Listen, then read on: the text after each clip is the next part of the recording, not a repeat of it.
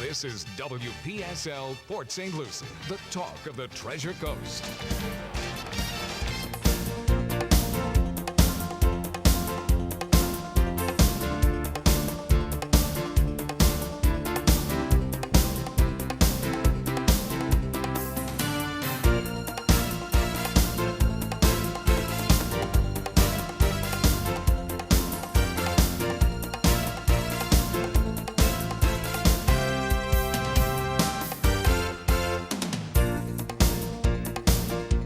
As you heard on Startup Talk last week,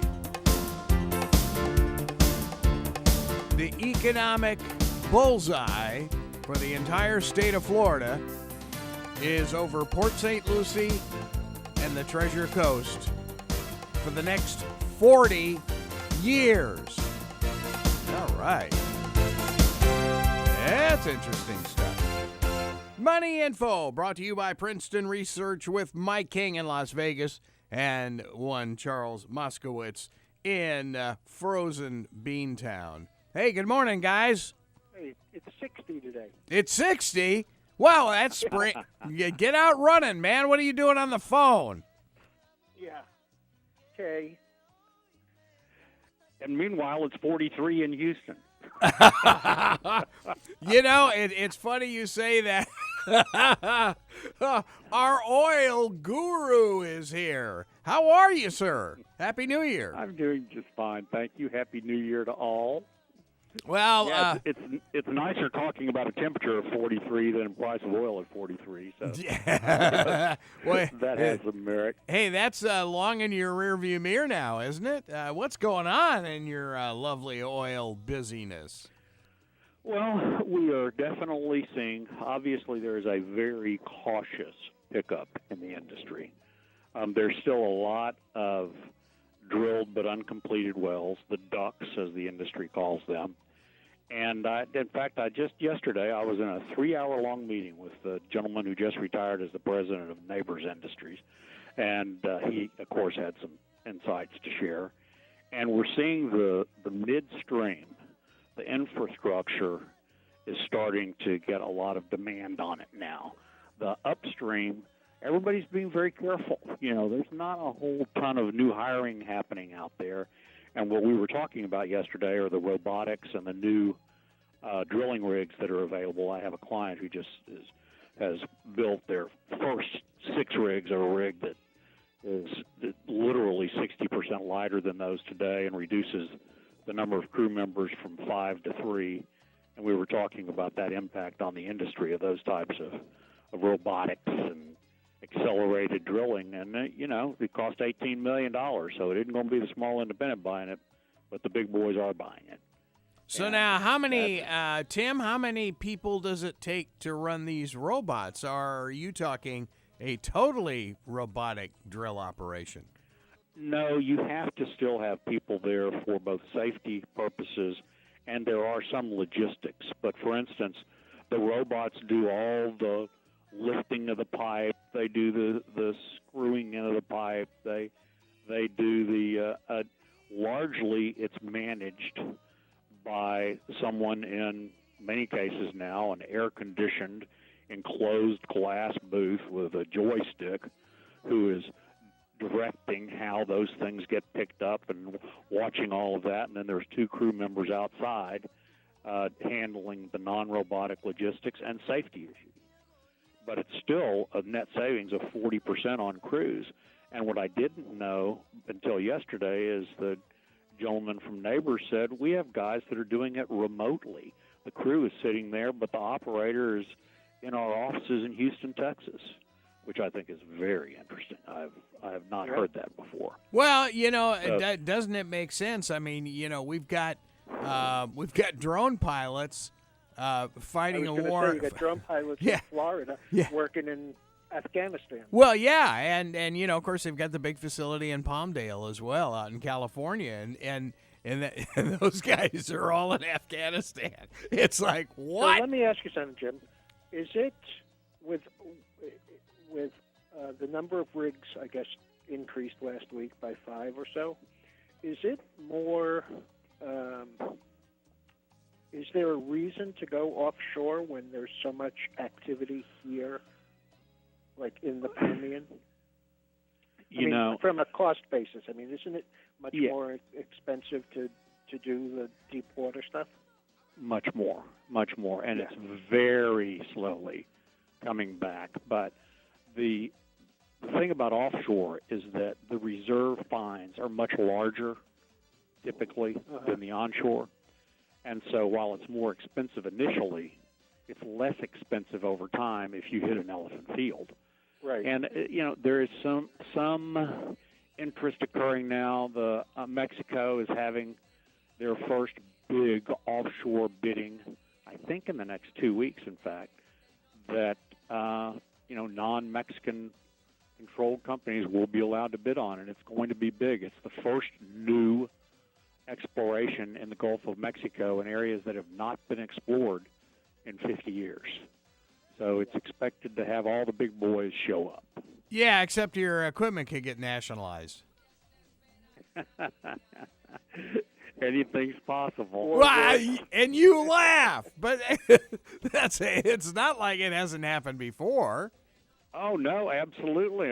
Part of our conversation yesterday was the fact that everything in Venezuela has gotten so difficult, and they need the U.S.-based service providers so badly that they are just starving because people won't go without getting paid in advance or having clean letters of credit sitting up before they will even send a crew or a piece of equipment.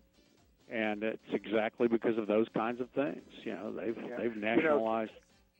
Just anecdotally, there was somebody on yesterday on one of the shows talking about how one of the biggest increase in interest in Bitcoin comes out of Venezuela. Oh, jeez. Yeah. Oh, yeah, a bankrupt country. Yeah, that makes perfect sense. Well, but here's why. It's not just for crooks. In their case, because of the sanctions. I don't think it's for crooks at all. I think it's because of the sanctions. Get money out. Right. Yeah, they can't get money out, and because of the sanctions put on them by both our government and bondholders now out there suing, they're doing everything they can to hide the movement of money.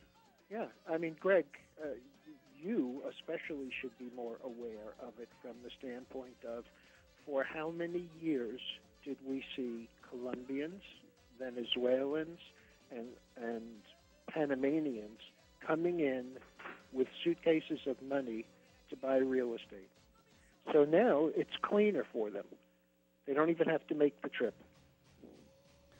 Wow. Yeah, but it's so hard to monetize Bitcoin. I was talking to a banker last Friday. He said they do not allow more than $7,500 to be cashed in on a daily basis because of the high scrutiny that the feds have on it. He said some of these sites, you can have a 500% gain sitting there, but you can't monetize it because they won't let you take out more than $7,500 or $8,500 worth a day. And as we all know, in one day last week went down 25%. I was going to say, which, today you can't take out a whole Bitcoin for $7,500 or $8,500. Exactly. Wow. So it's I'm still not a Bitcoin fan. No. Oh, hardly. No, it's when I hear people investing tons of money in this, I'm thinking, what are you investing in?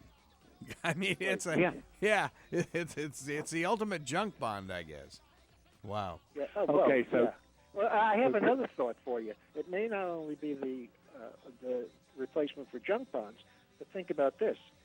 We haven't had bearer bonds, municipals, in 25 years, and Bitcoin takes that place too.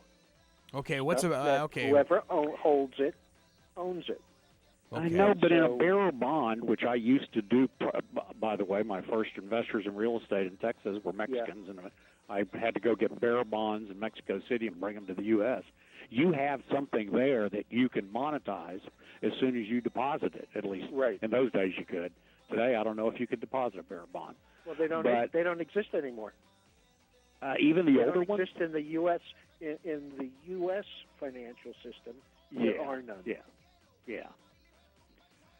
So okay, Too what, bad, Because they really were very helpful for the legal side of the movement of money. okay, for us laymen, what was a bearer bond if it doesn't really exist now? A bearer bond was owned by whomever possessed it. It had no name on it. It was pay to the bearer in demand, Oh, on demand, okay. and they came with sheets of interest payments that you could literally, this is where the term clipping coupons. Clipping coupons.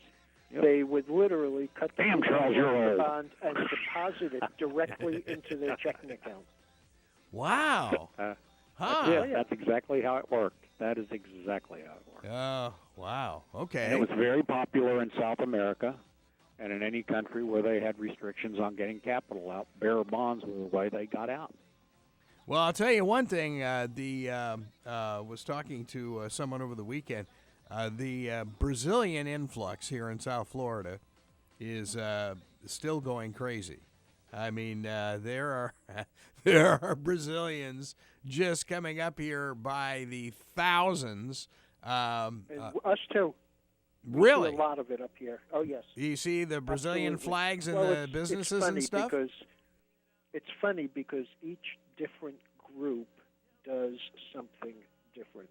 Like the Brazilians up here are mostly from the standpoint of house cleaning and etc. The Vietnamese are the people who do the hardwood floors. I mean, it's really that regimented that you can see it. Wow.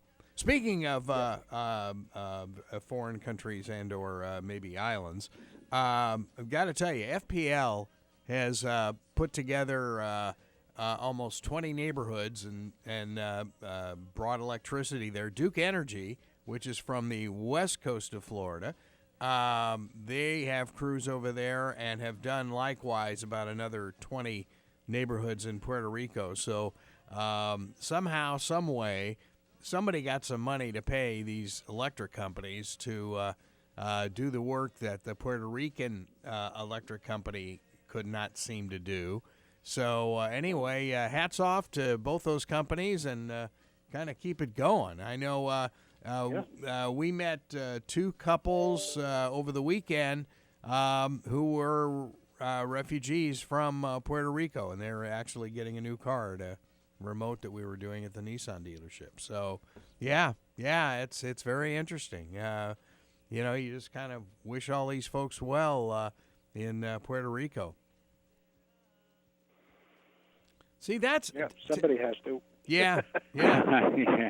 Well, it's funny, Charles. You mentioned about offshore, and of course, first thing right off the bat, Governor Scott says, "Hell no, not off of Florida. Ain't gonna happen." And Trump says, "Okay, it's not gonna happen off Florida." It's like No. That is not what happened. Okay, Mr. Connolly.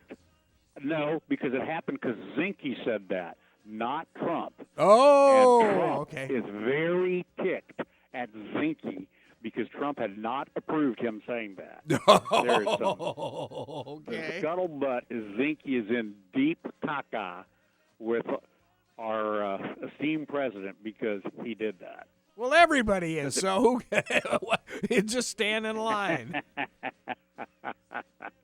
That's true, too. Oh. Hey, I wanted to give you a breakout on the rig count from last week, Yes, Charles, sir. because I think this tells a story. So this is compliments of Arthur Berman, who owns Labyrinth Consulting, very good analyst here in Houston.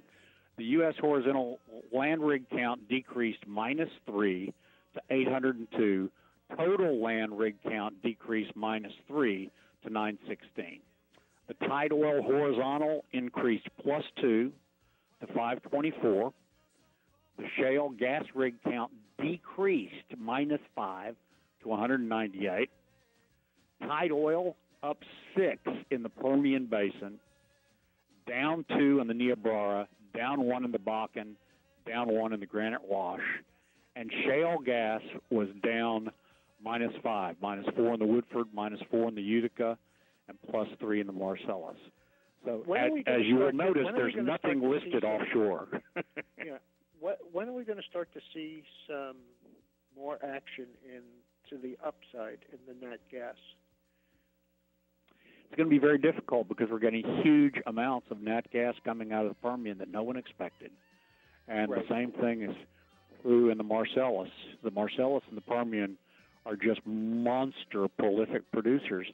And the 5-year hedges have a solid floor of 265 on them and a ceiling of about 305. Let me take a look at it this morning, and I'll give you an absolute current one. But if you can make money between $2.65 and $3, it is an absolute, wonderful pattern to work with as a trader to be able to hedge your production. Because today, here it is. The chart is the high is 325 in February of 18, and it goes down as low as 265 in April of 19, and then it kind of moves back up to 305 in February of 20. These are the 5-year forward curve on the NYMEX. So it's like a rock between 265 and 325. So why would not bad? People can make money there. Yeah, why would T. Boone Pickens want out? Because he's tired. I was going to say he's old. I mean, he's tired, and he's selling the old homestead for only $250 million and hanging it up. It's really funny because when I lived in San Francisco, which goes back to 1991, but in the late 80s, I went to see Boone Pickens speak at some sort of an event in San Francisco. And I don't remember who his nemesis was back then, but he was a man who was probably as old as Pickens is now. And they asked him, what would you say to so-and-so? And I can't remember the name. It's not like I'm hiding it.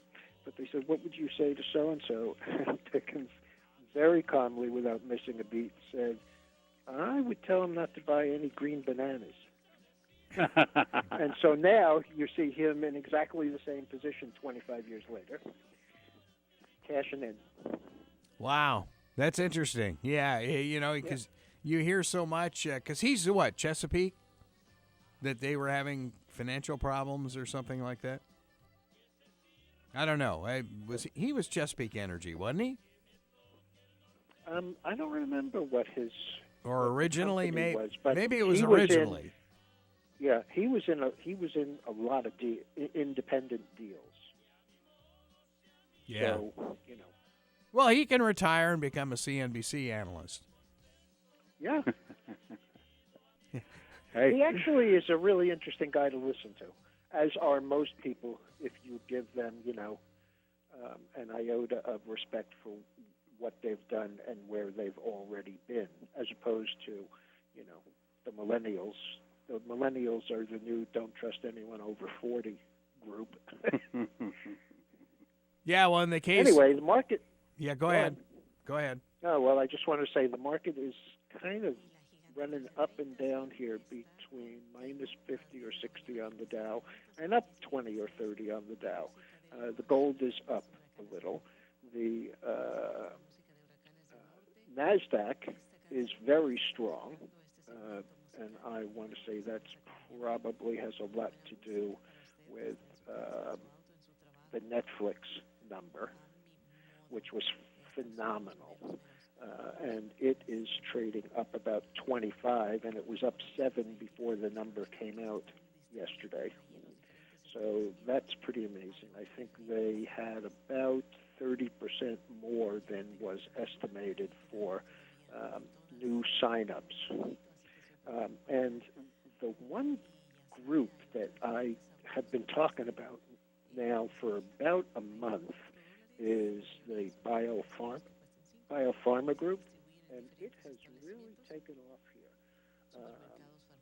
The IBB, which is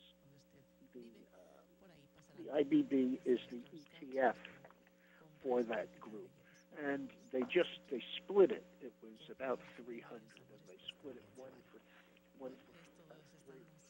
And right now, I would say of the 20 stocks that I follow that go into the Daily Note every night, right now, all but 4 of them are solidly green up on the day. Wow. 1%, 1.5%. Yeah, that's okay. Valiant, 2.5%, and the LABU, which we've traded a couple of times, which is the 3 times leveraged ETF for this, is 106, and it's up 3.5. And yesterday it was up 15. Wow. And the regular IBB, which was trading around 300, now split 3 for 1, is 116.61, up $1.09. So, this is a place where institutions kind of hide out because it's defensive, but very often has these surprises. The most recent surprise just the other day was 2 takeovers. First thing yesterday morning, Juno, which had already moved from 45.5 to 69, is being taken over at 87 for cash, and Sanofi was buying another company, BIVV. Same thing. So you're starting to see that rotation, the continued rotation, from group to group to group, and frankly, biopharma hasn't done anything in a couple of years. Ah. So that's going to be very interesting.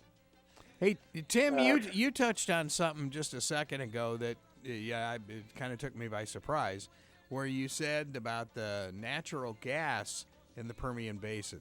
I mean, in all the years we've been talking about that basin, I don't think I've ever heard anybody talk about natural gas there.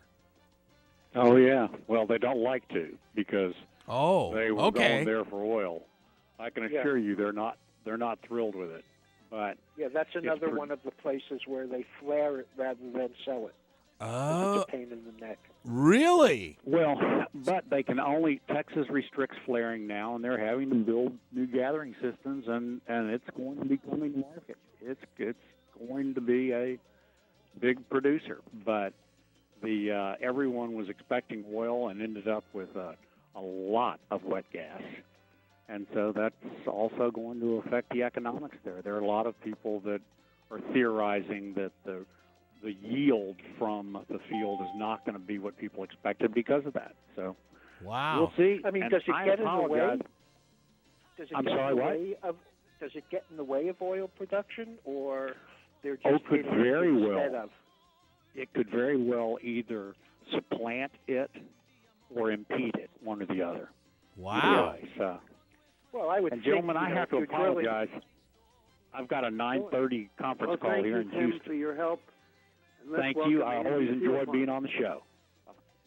Welcome, Andy. Thanks, Tim. Yes. Thanks a million. Wow. Hey, hello, Andy. How are you? Hey.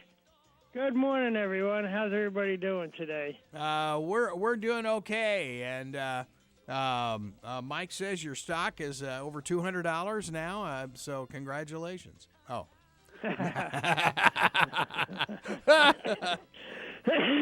Yeah. What do you want me to say? As he clears his throat. Yeah. So how you been? Happy New Year. Yes, Happy New Year. How's everybody on this beautiful rainy day in New York? Well, Charles has got his running shorts on, and it's 60 degrees in Beantown, so he's ready to take off. It's in the 50s, and it's supposed to hit 60 during the afternoon. There you of course, go. It also is raining, so. Yeah, yes. But it's nice that it washes all the snow away. Well, there you go. Okay, well, there are some benefits to that, I guess. Yeah. By the way, before Andy starts, I just want to mention there were a couple of very important earnings reports today, and what was surprising was that Procter & Gamble and Johnson & Johnson both beat. That was not a huge surprise, but both of the stocks are down. One of them's down 2.5%. The other one's down almost 3%. Okay. You know, Interesting. You can beat and you can do well, but if the street thinks you should be doing better, or you didn't meet their expectation, and this is fairly typical of a market that has run as far and as fast as this one has. Well, now, Okay, Mr. Steelton. that's a, hey, Andy, I just want to mention. Now you're going to put me on after that? Well, actually, I'm going to put you on after. That actually sets you up for, you know. No, we got something. we got the perfect setup for Andy. The Huggies owner, Kimberly Clark, is going to slash 5,000 jobs. Now, does that mean that we've got to cut back in toilet paper and Huggies? I don't know.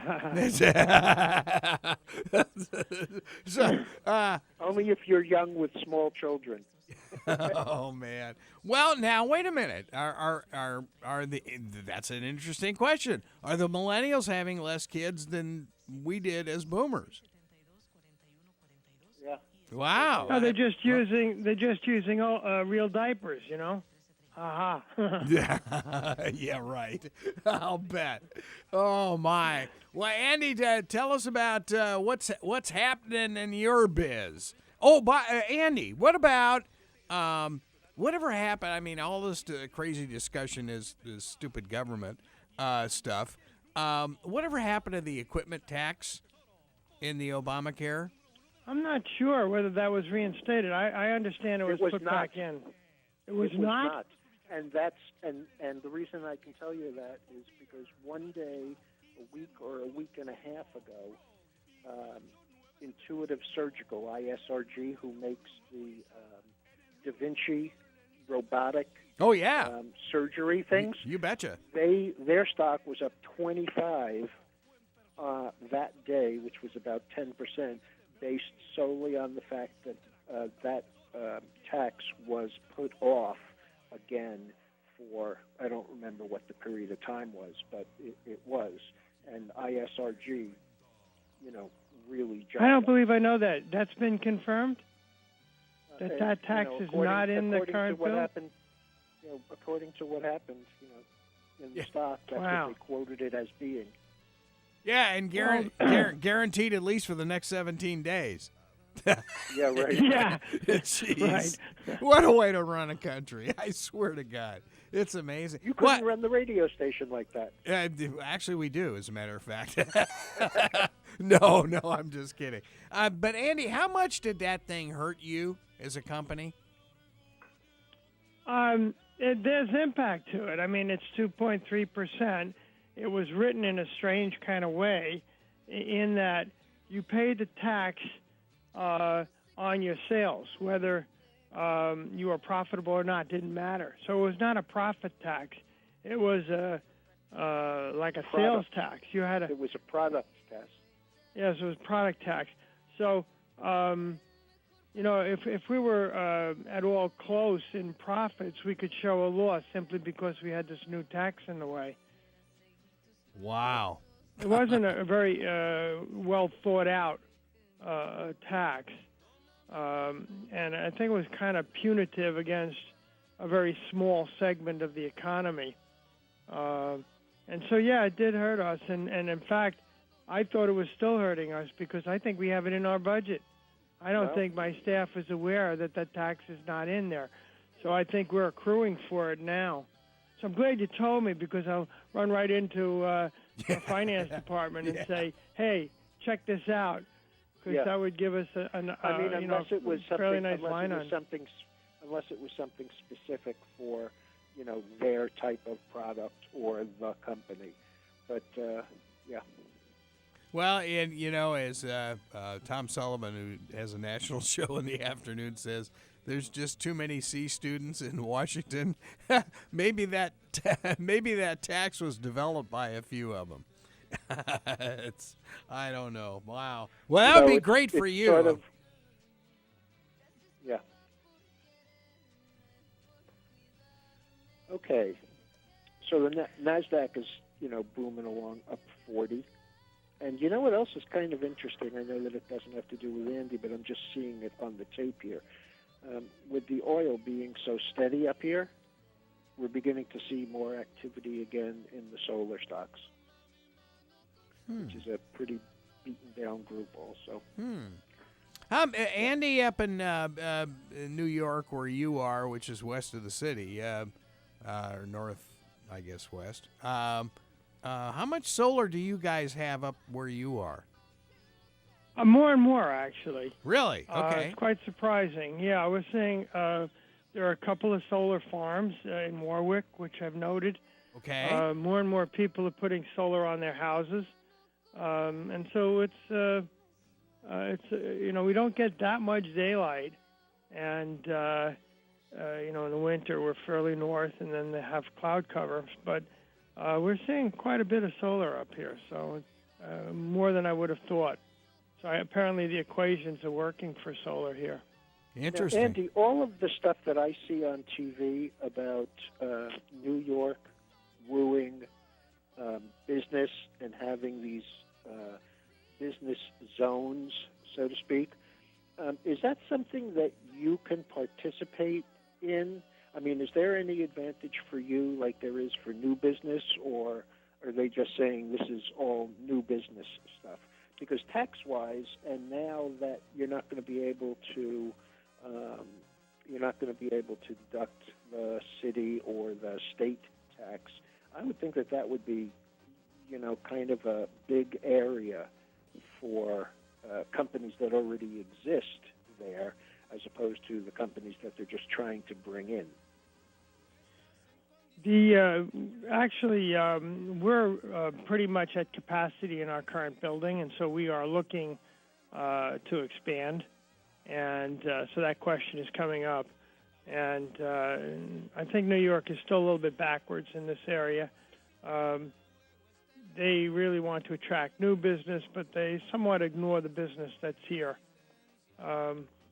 We have about 85 people working with us now, and so we have a substantial impact on our local economy. In spite of that, it's still pretty hard to get the attention in any meaningful way as we are looking to, expand. Do we want to stay in New York? We have a number of headwinds in New York. The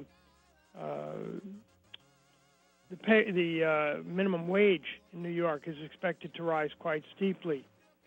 And so that puts a distortion on your whole organization to operate in New York. If the minimum wage goes up, your supervisor wages go, kind of pushes all your wages up. Right.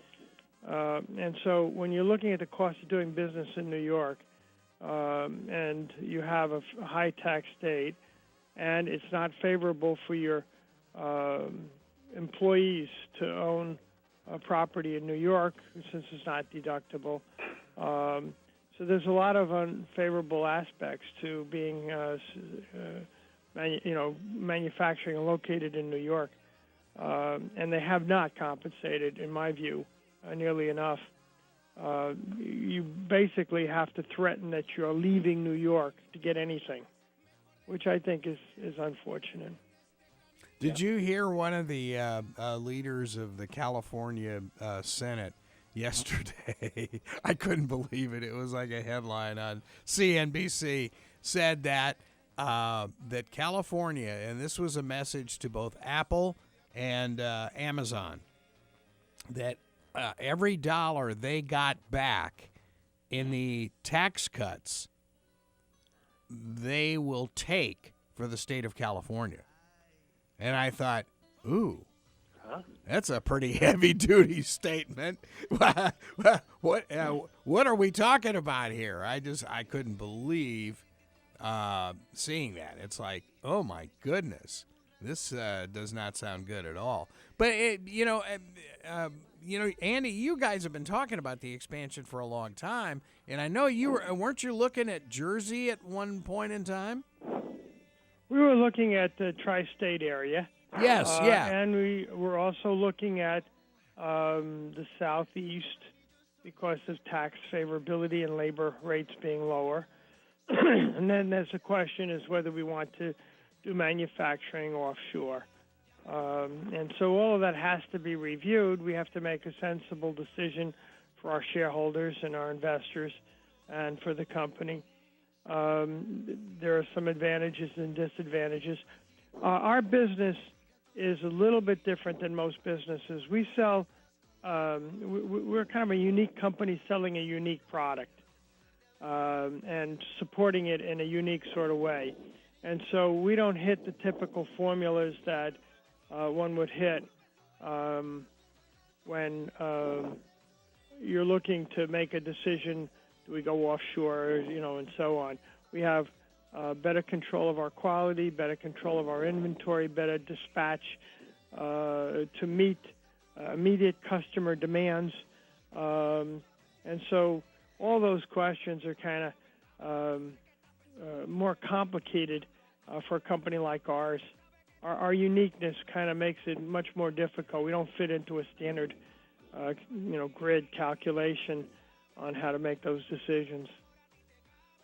Yeah. At some point between what they have to pay and what you have to pay your people, and the wage inflation that will come from it, it's really going to be I would expect it's going to be a fiscal problem in New York pretty quickly.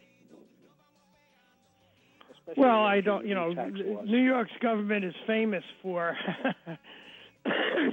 not being terribly efficient. And so I think things will have to change in New York, and it's going to have to become much more responsive. And if not, we're going to lose businesses, and, there's going to be businesses like ours. We're a pretty creative business. We use a lot of different levels of talent. And if the area can't support that, which is another factor for us, as we move towards more and more semi-automation and automation, we need more talent in our company at a different level.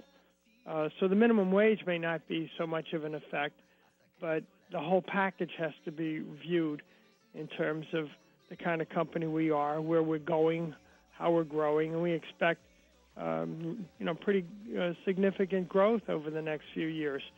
And so picking where we want to manufacture is going to be very important now.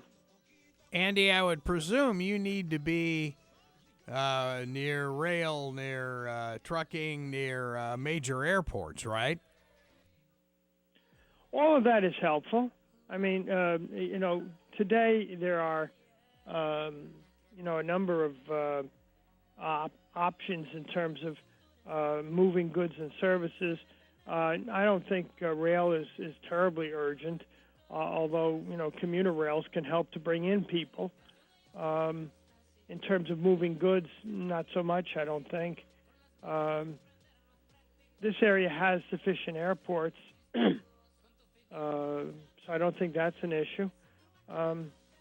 I think it's the entire infrastructure, your tax, your labor pool, roads certainly are key.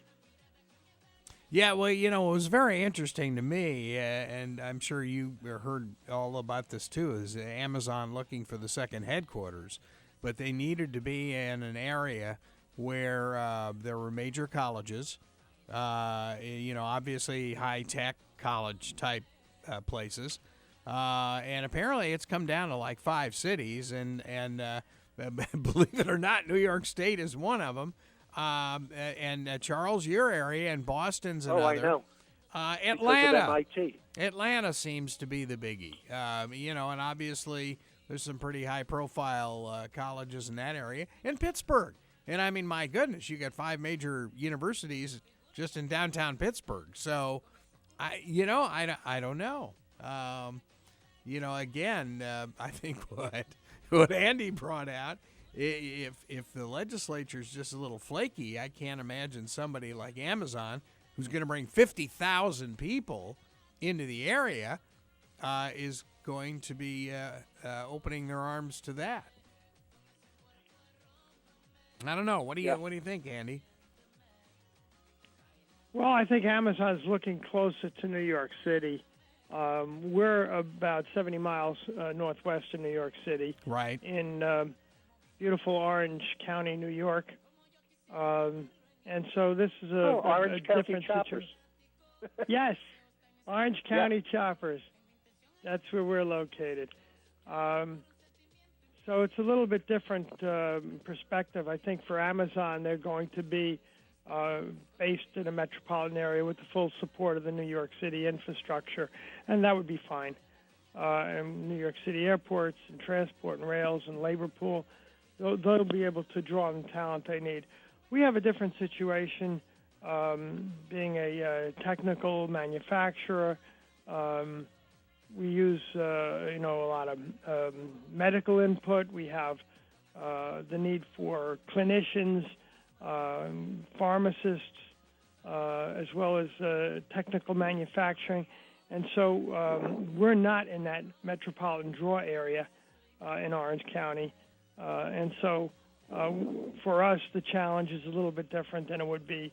We're drawing on a different level of personnel, and it's not local to us. We have to bring it in.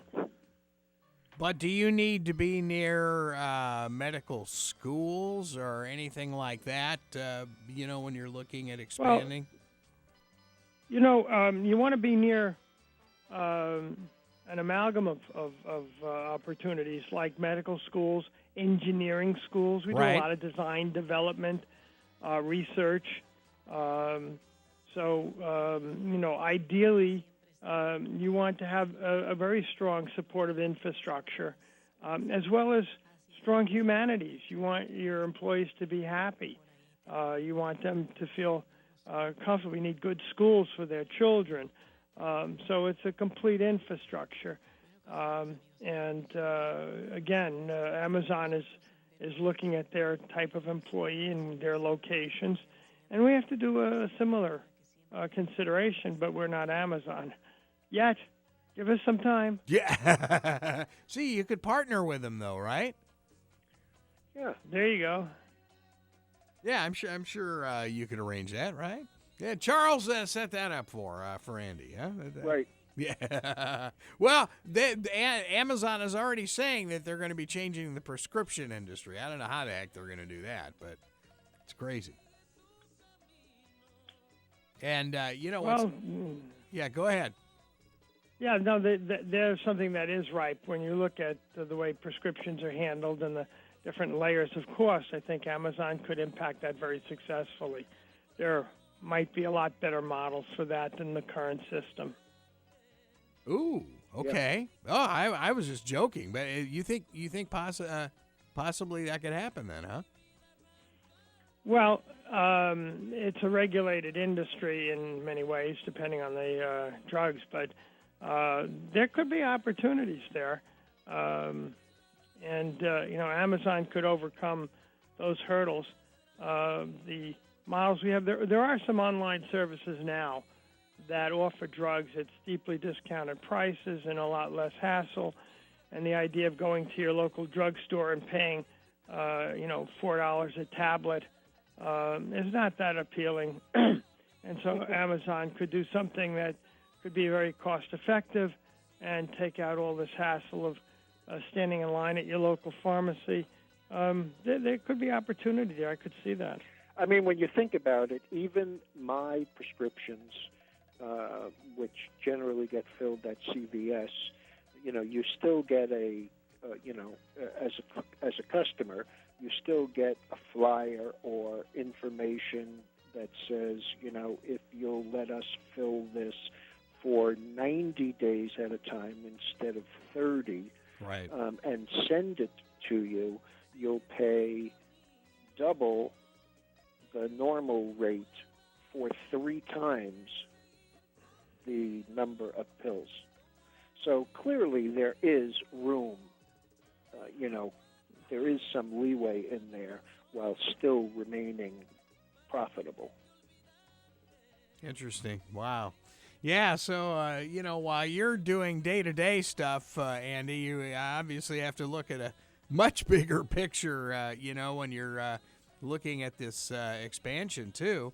And I would imagine your success in Europe Is that still going gangbusters for you? Yes, absolutely. We, our European partners have given us their projections, and they're all looking at decent increases next year. We're looking to open up new markets. We're doing clinical trials in several countries, including Russia, Germany, France, Sweden. So we're looking forward to expansions there. We're working with a number of pharmaceutical companies as well for new drugs that are not yet on the market. And so that's going to open up new markets and new geographies all at the same time. And then, of course, we're looking to penetrate Asia. We already are selling into Vietnam and Hong Kong, and we're looking to open up China and register in Japan. So we have a lot of opportunities on the horizon to expand our export sales. We're also working with several pharmaceuticals, at least two, for South America and Middle America. Wow. We're looking forward to some growth in the export markets.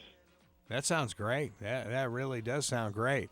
Having lost a bunch of buddies in Vietnam, it's hard to imagine that country has rebounded the way it has. But I guess that economy is going absolutely nuts over there, huh? And they have a massive travel, what do you call it? An economy that is very highly based on, leisure travel. Yeah. And it's supposed to be just really something. Yeah, it's amazing. Well, that would be great if, that whole Vietnam thing opens up for you, Andy. That sounds marvelous. Well, we've already started sales. We have a distributor there, and we are expanding in these global markets. So, short term, what are you looking at? We only have about 4 minutes to go. What are you looking at for RMS Medical? We're looking for continued growth. We're bringing out some new products this year, which we think are very exciting. We're doing product line extensions. We're developing the kind of products that our customers are needing and appreciate. And as I say, we're working with the drug companies on new drugs that they're needing to get into patients safely and effectively. The world has changed quite a bit. It used to be drugs do drugs and devices are devices and never the twain shall meet. But now we work quite well with them, and they appreciate the benefits of being able to successfully get the drug into patients without creating problems, minimizing problems, and having as few reactions as possible, adverse effects and that sort of thing, and doing it reliably at low cost. Everything, of course, is moving into the home care arena. It's way too expensive to treat patients in a hospital, and so more and more medical treatments occur in the home, and so more and more companies are looking for how can we safely, repeatedly, and successfully deliver our products in the home without having the full support staff of doctors, nurses, technicians, and so on, and successfully provide good treatment to our patients. And that's the kind of a special niche, our unique niche. We not only provide the equipment, but we provide the training, the education, the full support. We're a solutions provider, a therapy provider for our markets, and we're being recognized as such, and we're gratified from the responses of the big pharma companies that work with us that we can support their efforts, and it's a win-win-win for everybody. The patient wins, the pharmaceutical companies win, and it's a win for us. Andy, you talk about new products. Are you looking at like Q2 or 3 or 4 for those? We'll probably be out by Q2. Okay, cool. For a bunch of them. Okay. So stay tuned. Yeah. We'll let you know if we can get them out on our schedule, but that's what we're looking at right now. That sounds great. Mike, the stock symbol for RMS Medical Products? REPR. Okay. REPR, poised to move. And where are we right now today? 98 cents, just ready to go above $1. Cool. All right. Wow. That's that's changed dramatically over the last 5 years. That's wonderful. Good stuff. All right. Well, Andy, thank you so much for being with us on Money Info as always, and keep it going. And hey, good luck in the in the expansion. I mean, that's got to. Thank you. That's got to drive you crazy a little bit. When you have squirrely state governments. It's wow. Hey, how many times do you hear that around the United States? It seems like a lot of them. A lot of them are that way. It's amazing. Good luck to you. Thank you. Pleasure, gentlemen. All right, Charles, any other further update? We got about a minute left. Nope, but the Dow is back on the positive side. The S&P has not been to the negative side. It was up about almost $8, up about 0.25%. And NASDAQ is up almost 45, which is 0.6%. Wow. And so we're just rolling along. Yeah, it's amazing to see what's happened to the market just in the last year. I mean, since Trump got in, it's like, holy smokes! Fasten your seatbelts. A lot of people say it has nothing to do with him, but I think that the atmosphere with less regulation is a very big positive. And the tax thing. I mean, how can you not look for higher earnings when you're taking the corporate tax from 35 down to 21%? Yep, gotcha. I mean, Yep, that's it's a lot more than breadcrumbs, as one of the legislators said. Oh, it was my old dear friend from Sacramento, as a matter of fact. All right, guys, have a good week. We'll be talking with you next week. Yes, it was Nancy Pelosi. You've been listening to Money Info with Mike King in Las Vegas, Charles Moscowitz in Boston. Thanks to Tim Connolly, our oil expert from Houston, Texas, and Andy Sealfon, RMS Medical Products. This is WPSL Port St. Lucie, the talk of the Treasure Coast, 25 years and counting.